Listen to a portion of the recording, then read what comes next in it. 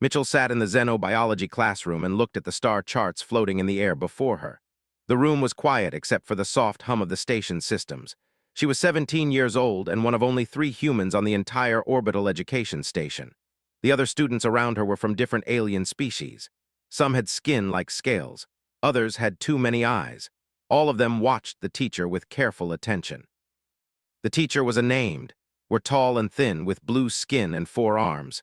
They were known as peaceful traders, pointed at a map of the empire and spoke in simple words so everyone could understand.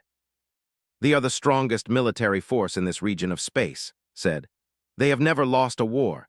Their technology is far ahead of any species here today.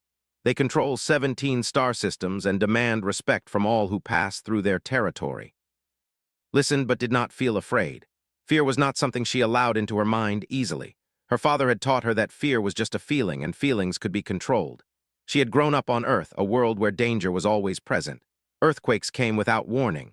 Storms could kill in minutes. Animals larger and stronger than humans hunted in the forests. Every day on Earth was a fight to stay alive. This made humans different from other species. The other students in the class shifted in their seats. One of them, with soft purple skin, raised his hand. "Teacher, the sound very dangerous," they said. "Does the station have protection against them?" Moved his 4 arms in a way that showed he was thinking hard about the question. "The station stays neutral," said. "We trade with all species and take no sides in wars. They respect commerce and profit. So far, they have left us alone." Before anyone could ask another question, red lights began to flash throughout the classroom. An alarm sounded 3 times. Everyone froze. Alarms like this did not happen often on the station. A voice came through the speakers. It was Director Hayes, the man who ran the entire orbital station. His voice was calm but tight. "All students report to secure zones immediately. All faculty report to the main office. This is not a drill. Repeat, this is not a drill." The alien students panicked. They moved quickly toward the door. The pushed past, his face pale, even seemed worried. His 4 arms moved in quick, nervous motions. Did not move. She sat in her chair and waited. Looked back at her. "You must go to the secure zone now." "Why?" asked. "If it was really dangerous, they would tell us to hide underground or in the ships. They only said report to secure zones. That is not a true emergency." Did not answer. He left the classroom with the other students, waited for a few more minutes, then walked toward the main office. She moved slowly and thought about what the alarm could mean. In her life, she had learned to think clearly when danger was near. When reached the main office, Director Hayes was sitting at his desk. He was a human like her, about 60 years old, with gray hair and tired eyes. He looked up when entered. He said, "Thank you for coming. Close the door." She did as he asked and sat in the chair across from his desk. "We have a situation," Director Hayes said. "A warship just dropped out of jump space near the station. They are demanding to speak with a human representative. Specifically, they want to speak with any human who is willing to accept a combat challenge." Felt nothing, no fear, no worry, just a clear, sharp feeling of readiness. "Why?" she asked. "It is a show of power," Hayes said. "They do this sometimes with species they think are weak. They challenge us to combat to prove their superiority. It is usually just a display. No one gets hurt badly, but we must accept or they may become angry." "So they want to fight someone," said, "and if no one fights, they will cause trouble." "Yes," Hayes said, "exactly." Thought about this for only a few seconds. On Earth, when something dangerous came near your home, you did not hide from it. You faced it. You showed it that you were not afraid. "I will fight," she said. Director Hayes blinked several times. "I have not even finished explaining. You do not need to decide now. We can contact Earth, ask for—" "No need," said. "I am here. I will do it." Hayes looked at her for a long time. Then he nodded. "All right," he said. "You understand that this general will be much larger than you, much stronger. They have been trained for combat since they were young. You could get hurt." "I understand," said. "And you still want to go?" Hayes asked. Nodded. She thought about her father teaching her to fight in the forests of Earth. She thought about being chased by creatures twice her size. She thought about falling into rivers and climbing back out. She thought about surviving things that would kill most other people. "I have been training for this my whole life," said. "I just did not know it yet." Hayes told her where the combat arena was. It was a large open space on the station where diplomatic meetings sometimes took place. Walked there slowly. As she moved through the corridors, alien workers watched her pass. They seemed to know who she was and where she was going. In the arena, a space was cleared in the center. Barriers stood around it to keep spectators back. Already, aliens were gathering. She could see with their hard shells and many others. Then the doors opened on the other side, and the general entered. His name was Commander. He was 3 meters tall. His body was covered in thick plates of hard, dark material that looked like armor but was actually his skin. He had 4 arms, 2 thick legs, and a tail. His eyes were pure black without any color at all. When he moved, it was like watching a moving wall of muscle and shell. He looked at and made a sound that was half growl and half laugh. "Is this the human warrior?" he asked in a voice like an earthquake. Stepped forward into the arena. "I am," she said. "Then this will be quick," said. "My species has never met a human they could not defeat with a single blow." Smiled a little.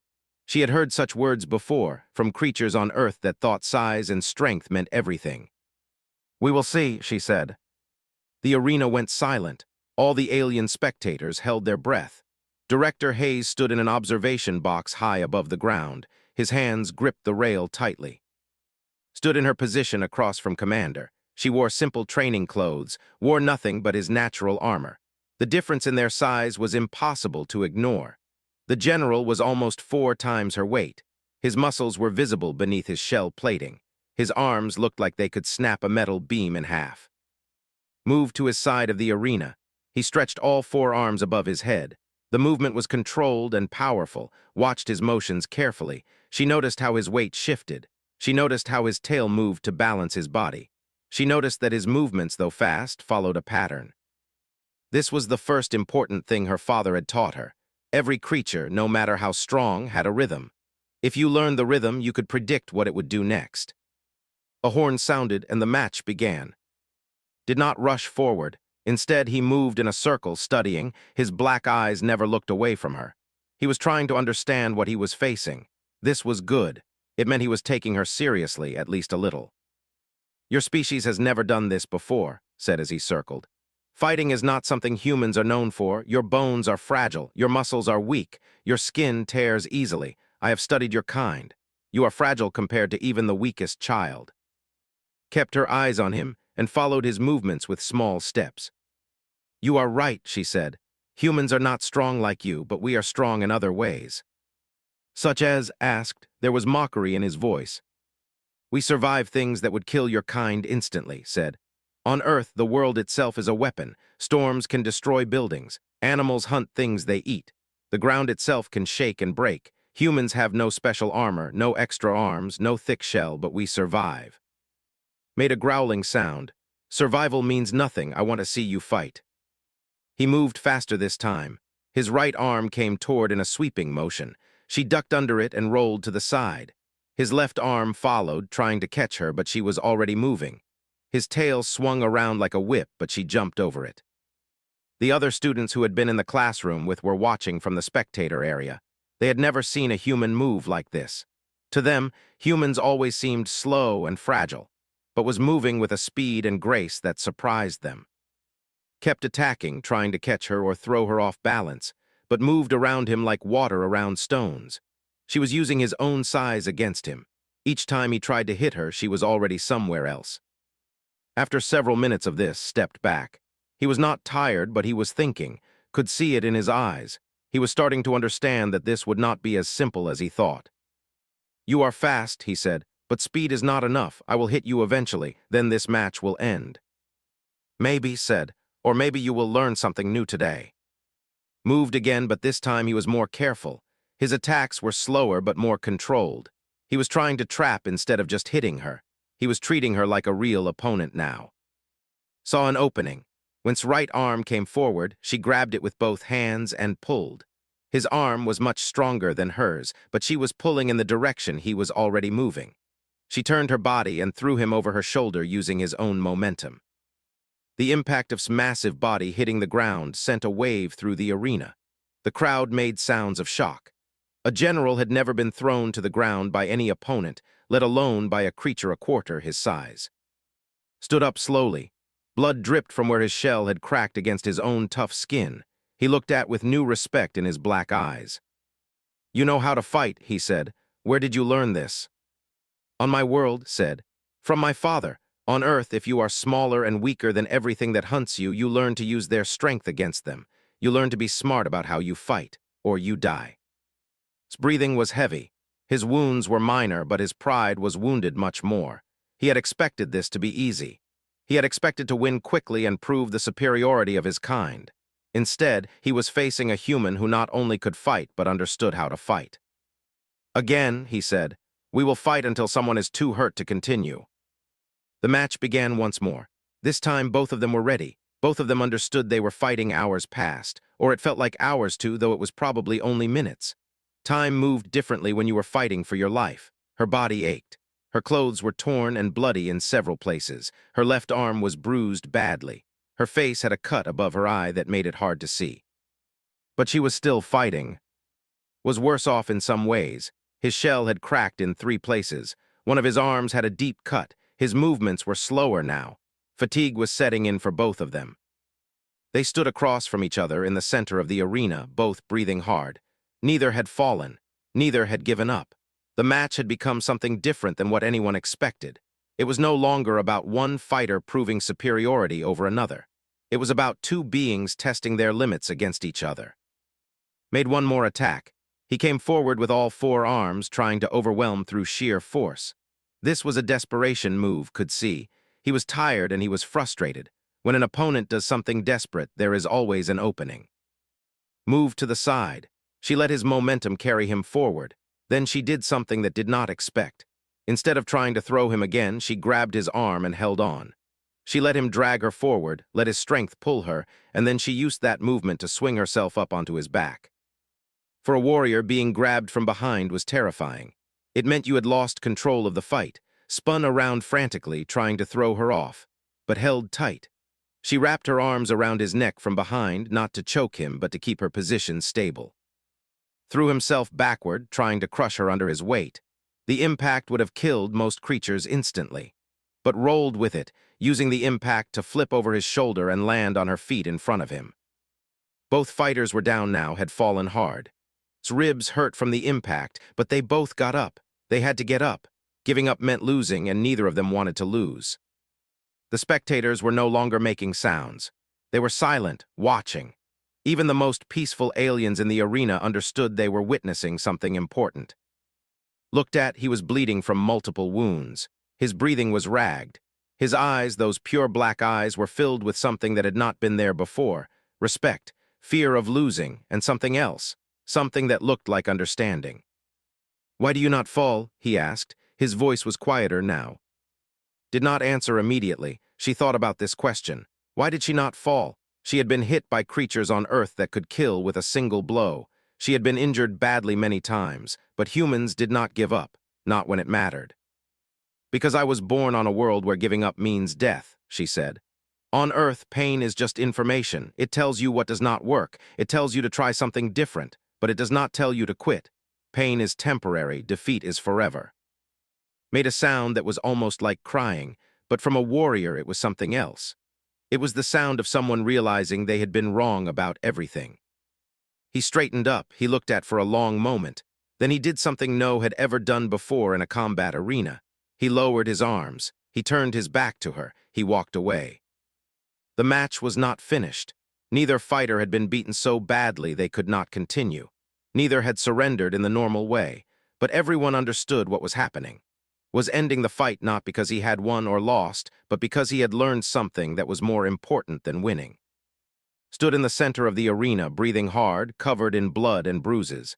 The peaceful alien spectators began to make sounds. At first it was quiet, then louder. They were making a sound that meant respect. Even the species that had never fought understood what they had just seen. Director Hayes came down from his observation box. Medical workers ran into the arena with equipment.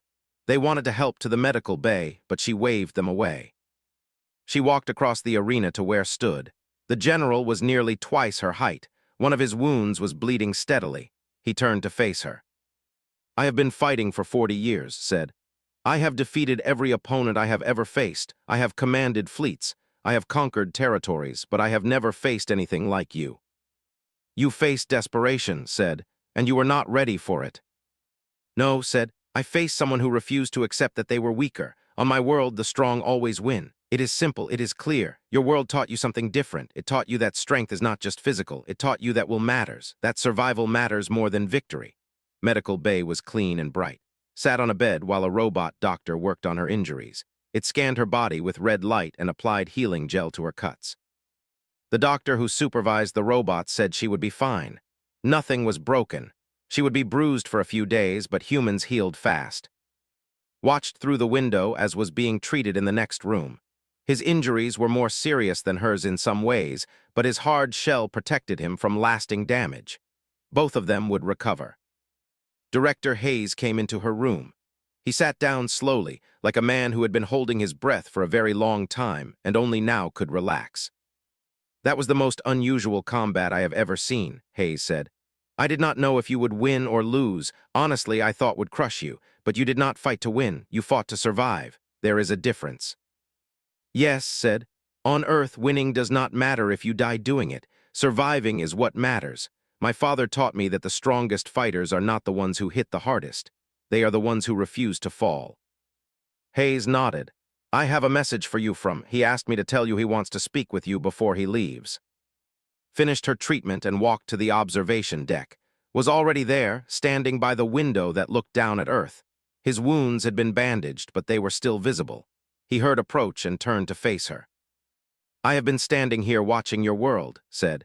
It is beautiful and harsh at the same time. I can see why it produces warriors like you.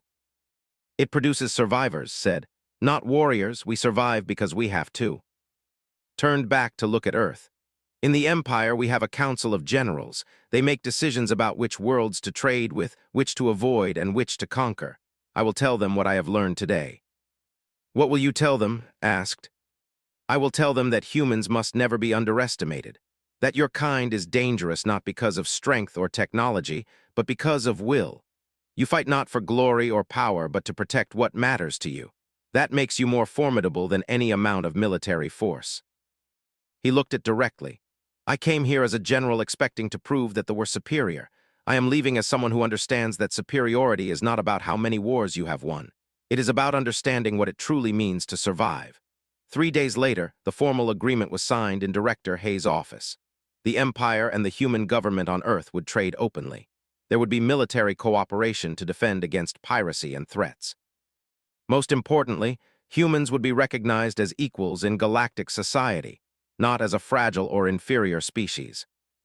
The news spread throughout the galaxy faster than any ship could travel. It spread through communication networks, through merchant ships, through galactic news channels. Suddenly, everyone wanted to know about these humans from the harsh world called Earth. Went back to her xenobiology class. When she entered, the other students looked at her differently. The who had pushed past her during the alarm stood up and bowed. The students showed her new respect. Even teacher seemed to regard her with something approaching awe. Said during the class, you have changed the way the galaxy views your species. That is an enormous responsibility. I just did what my father taught me, said. I refused to accept that I was defeated before I started. The class continued, but now it was different. The students asked questions about Earth. They wanted to know how humans survived on such a dangerous world. They wanted to hear stories about the creatures and the harsh conditions. For the first time, humans were not seen as interesting because they were weak and needed protection. They were seen as interesting because they were survivors. Returned to the station before leaving for space. He came to the observation deck where was watching Earth rotate below. They stood in silence for a while. I received a message from the council, said. They have approved the treaty. They have also asked me to do something unusual. They want me to remain as an ambassador to human space, to represent our people and build the relationship between our species. Will you do it? Asked. Yes, said. I have much to learn about your kind, and I believe you will have much to learn about us. I would like to be part of that learning. He looked at, you changed my entire view of what strength means. For that, I will spend the rest of my life ensuring that humans are treated as the formidable species you are. Looked down at Earth. Somewhere down there, on the surface of that harsh and beautiful world, humans were going about their lives. They did not know yet that one of their own had changed the course of galactic history. They did not know that the galaxy would soon be looking at them differently. But Nu, she carried that knowledge with her like a weight and a gift at the same time. When left the station, he left as a general with a wounded body and a changed mind. When he reached the Empire, his first act was to present Earth to the Council not as a world to conquer or avoid, but as a world to respect and work with. Back on the station, returned to her classes, but she was no longer just a student. She was a bridge between two species. She was proof that humans belonged among the stars. And far below, on the surface of Earth, in a forest full of danger and life, his father looked up at the night sky and smiled.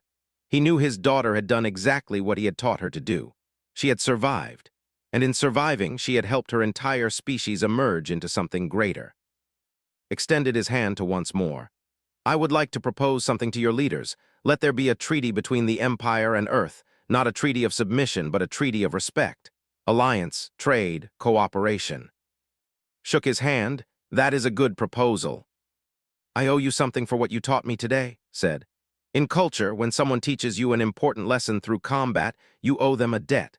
I cannot repay you in traditional ways, but I can offer this. I will make sure that humans are treated with respect throughout the galaxy. No other species will dare to underestimate your kind while I live. He reached out one of his massive arms. Knowing this was important, reached up and took his hand. His palm could have crushed her entire hand with one squeeze, but he held her gently. I came here believing your kind were beneath me, said. I leave here knowing I was wrong about everything. A real opponent. The arena filled with the sounds of their struggle, the breathing, the impact of bodies and limbs connecting. The spectators sat forward in their seats.